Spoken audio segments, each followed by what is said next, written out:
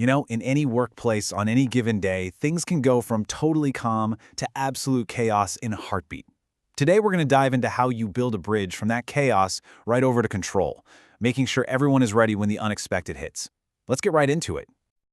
Seriously, just picture it for a second. It's a normal Tuesday. Everything's running like clockwork, and then, boom, it's not.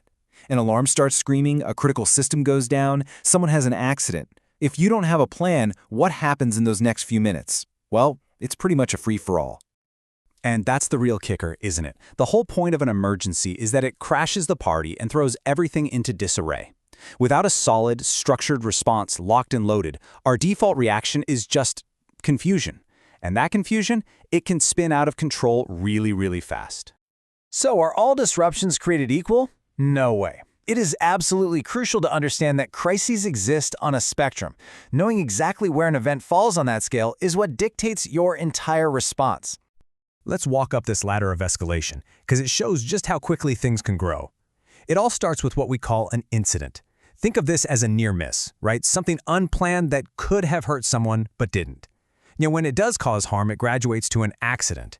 If that accident is sudden and serious enough that your team has to drop everything and respond right now, well, you've got an emergency on your hands.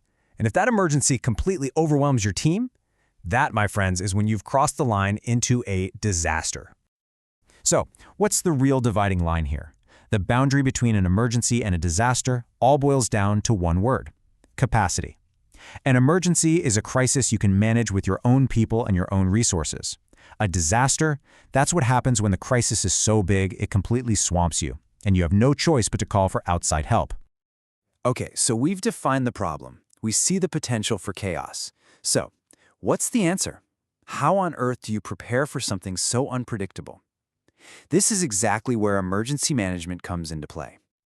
Look, this isn't about having a crystal ball. It's about creating a structured, repeatable game plan. It's a deliberate process you build ahead of time, designed to wrestle order back from a chaotic situation, all to protect the things that matter most: your people, your property, and your ability to keep the lights on. And this quote? It says it all, doesn't it? This is the entire philosophy in a nutshell. Every single part of an emergency plan, every drill, every checklist, every assigned role is designed to do one single thing: get your team from that state of chaos to a state of control as fast and as smoothly as possible. All right, so what's the real-world payoff for all this planning? Why should every organization, whether you're a team of 5 or 5,000, actually invest the time and energy into this? Let's break down the real, tangible benefits. A great plan lets you immediately attack the source of the problem. But just as important, it prevents the domino effect.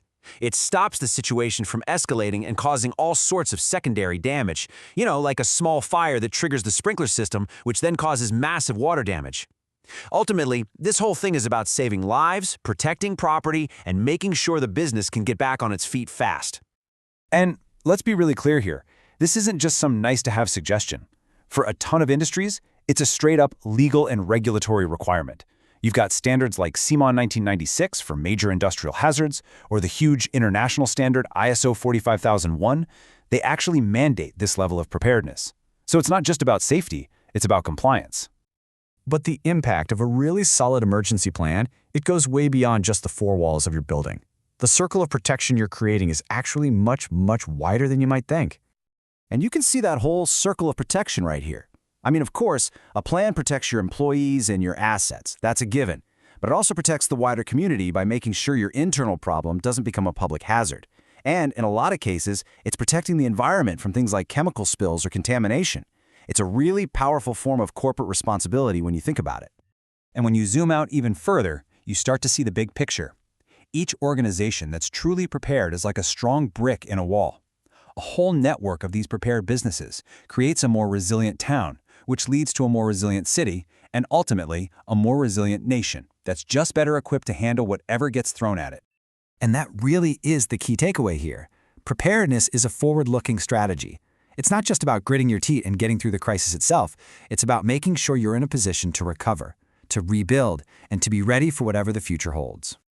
And that brings us to our final thought. Most workplaces have a dusty binder on a shelf somewhere that says, emergency plan. But here's the thing. Having a plan and being truly resilient are two very different things. So I'll leave you with this question to chew on. Does your plan create real resilience? Does it truly empower your team to move from chaos to control when it matters most?